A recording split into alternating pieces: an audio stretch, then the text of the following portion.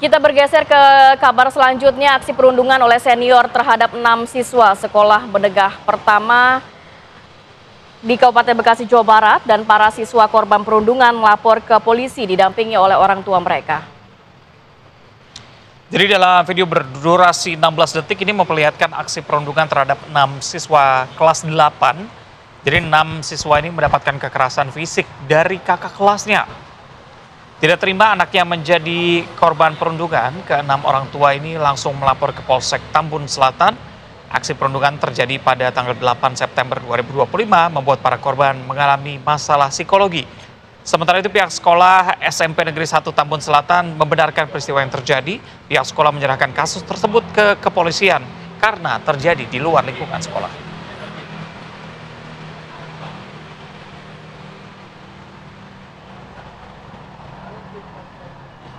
Dan untuk mendalami kasus ini sudah bergabung bersama kami Kasat Reskrim Polres Metro Bekasi Kota AKBP Akta Buana Putra. Selamat pagi Kasat.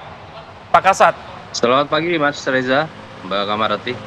Pak Kasat, dari informasi yang kami dapatkan ini 6 siswa menjadi korban perundungan oleh kakak kelasnya dan sudah dilaporkan oleh pihak kepolisian. Sebenarnya kronologinya apa yang menjadi penyebab perundungan ini terjadi dan sudah berapa lama? Baik, bisa kami jelaskan bahwa pada tanggal 15 Oktober kemarin kami menerima laporan dari 6 orang tua para korban. Nah, diduga korban-korban ini duduk di kelas 8 di SMP 1 Tambun Selatan.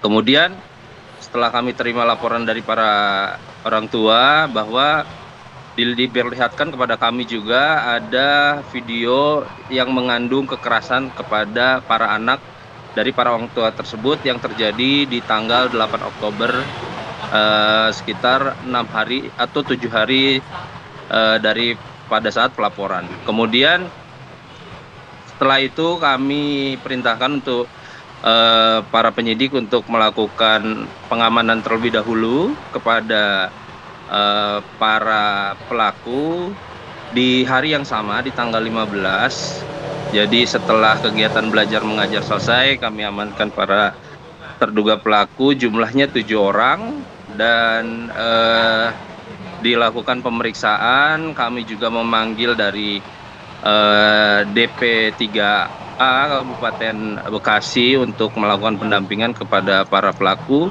Dan juga kronologisnya untuk kejadian ini dengan motif yaitu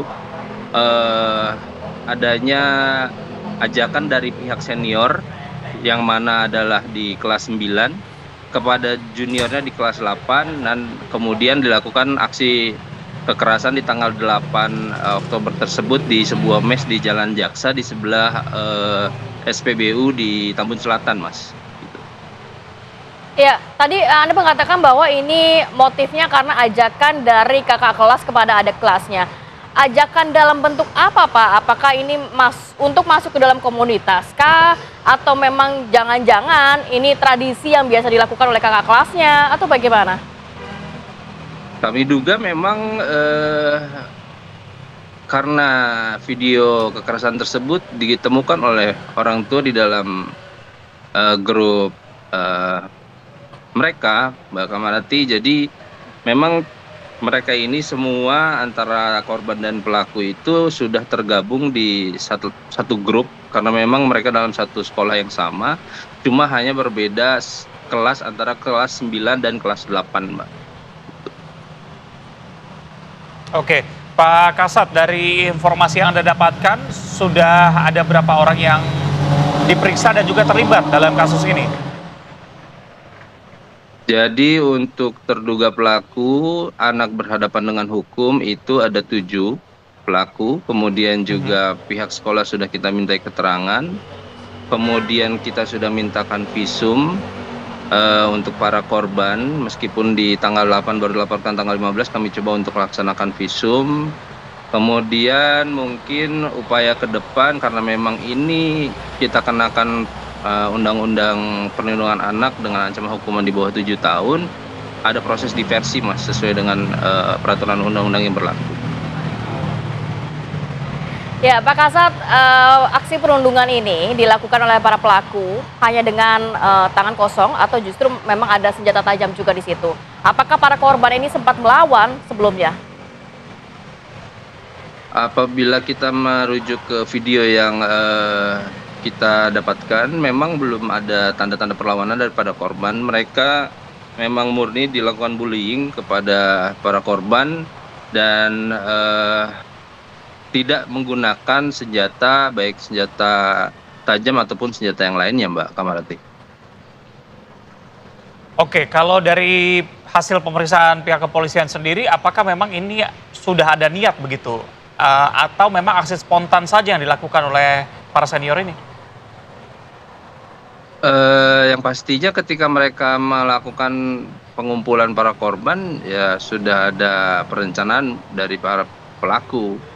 Dan kami masih terus dalami supaya menggali terus motif atau mungkin ada kejadian-kejadian lain sebelumnya untuk nantinya kami sampaikan kepada Dinas Pendidikan Kabupaten Bekasi, pihak sekolah agar bisa mengantisipasi supaya tidak terjadi lagi kejadian yang sama ke depannya, Mas Reza.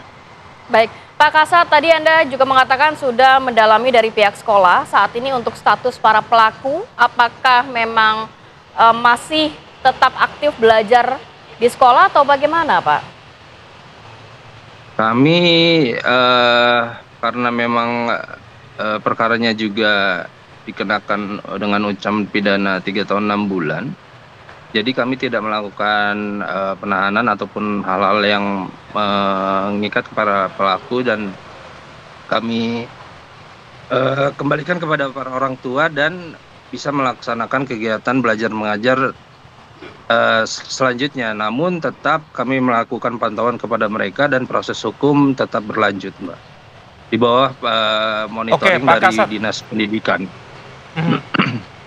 Pak Kasat, tadi sempat dikatakan juga bahwa para korban ini mengalami tekanan psikologis akibat kejadian ini. Apakah memang ada pendampingan psikologis yang diberikan oleh pihak kepolisian? Terlebih tadi Anda katakan bahwa para korban dan juga pelaku tetap belajar seperti biasa. Mereka bertemu di sekolah begitu. Baik, jadi memang kasus ini kan sudah dimonitoring oleh semua pihak, di baik itu TP3A, kemudian dari pihak sekolah SMP Tambun Selatan juga sendiri, Dinas Pendidikan pun sudah monitoring. Jadi kami tetap akan melaksanakan pemeriksaan lanjutan ke depannya, dan juga sudah melaksanakan beberapa langkah-langkah penyidikan supaya anak-anak ini juga bisa ke depannya tidak terjadi lagi untuk aksi-aksi yang serupa. Meskipun mereka dalam satu sekolah yang sama, dan juga kami menyarankan kepada pihak sekolah untuk melakukan pengawasan secara aktif, dan orang tua secara aktif pun setelah kegiatan belajar mengajar bisa mendampingi para anaknya agar tidak terjadi kegiatan yang serupa. Ya, kondisi para korban sendiri seperti apa, Pak Kasat? Sudah dilakukan pendampingan, Mbak, oleh pihak DP3A Kabupaten Bekasi, asesmen, kemudian juga pendampingan psikologis, dan berlanjut nanti mungkin bertahap untuk langkah-langkah selanjutnya. Kita terus bekerja sama dengan pihak-pihak terkait, Pak Kamarati. Oke, Pak Kasat, terakhir karena pelaku dan juga korban ini masih di bawah umur, konstruksi hukumnya seperti apa? Pasal apa yang akan dijerat? Jadi pasal yang kami kenakan adalah pasal 80 dan 76C Undang-Undang Perlindungan Anak, yang mana memang melarang adanya aksi kekerasan terhadap anak di bawah umur. Kemudian karena memang yang sanksi pidananya juga sekitar 3 tahun 6 bulan, Mas Reza. Baik, terima kasih banyak AKBP Akta Buana Putra, Kasat Reskrim Polres Metro Bekasi yang sudah bergabung bersama kami. Selamat beraktivitas kembali, Bapak. Assalamualaikum.